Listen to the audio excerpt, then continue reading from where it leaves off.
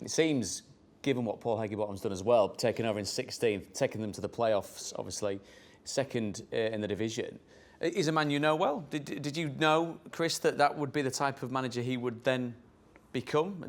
Has there been discussions? Would he watch how you went about leading Sheffield United? There was a succession planning put in place without going into too much detail about it. I've known Paul for quite a long time and seen his career for as a player, and then develop into a young manager, coach manager at Barnsley, and he did outstandingly well in getting them up into the Championship, producing good young players as well.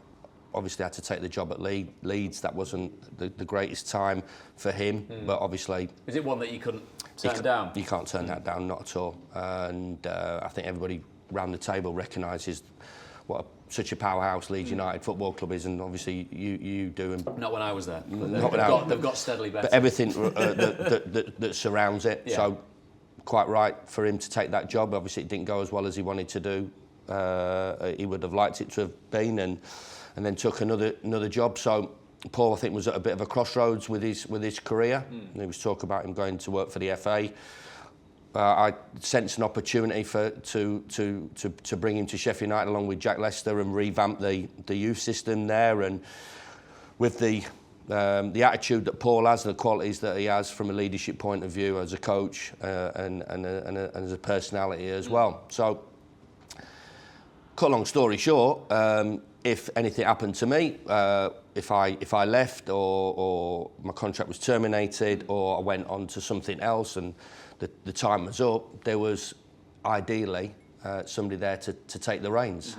I think, you know, without being too controversial, Dave, I think that maybe the board look back at that time now regarding the appointment of 𝗍𝗏, who was an outstanding manager, and we all know how fabulous he did at Fulham. But there was a structure in place for the club and I think you always have to have a look at this if they do get relegated, because, you know, the first season obviously was a memorable, fantastic season. The second season, we all talked about this, and we've had a long discussion about this COVID and no support in the ground, and how that team relied on the support that it turned losses into draws into wins, and Bramall Lane was an unbelievable place to take incredible place, and the underdog as well away from home.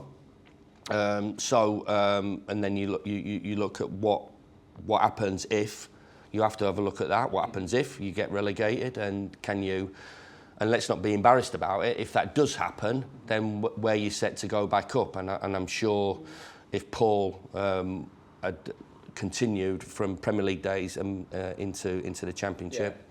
Yeah, listen, it's if buts and maybes, but you know, his record has been first class, and now, as you see now, when you go to Bramall Lane, when Burnley did, what I'll do is I'll help you out a little bit. I'll stick some back on Burnley. Got an ally now, thankfully. How difficult it is for the top team in the Championship to go and get a result, and you saw that afternoon. Obviously, it was a tough one, wasn't it? And it was, I mean, where we were sat as well, because we were covering the game. I can tell you for a fact that they all took great delight in reminding Vincent and Craig Bellamy what the score was over the course of that. But I thought very ominously what he said as well when he was doing his post-match was they've still got to come to Turf Moor. So that, I mean, hopefully it's on TV. Hopefully it's an absolute battle, because that could be one of the best games of the season. Yeah. Well, it depends if you've learnt how to defend corners or not, doesn't it? You know. And we spoke about it. Unlikely. Yeah.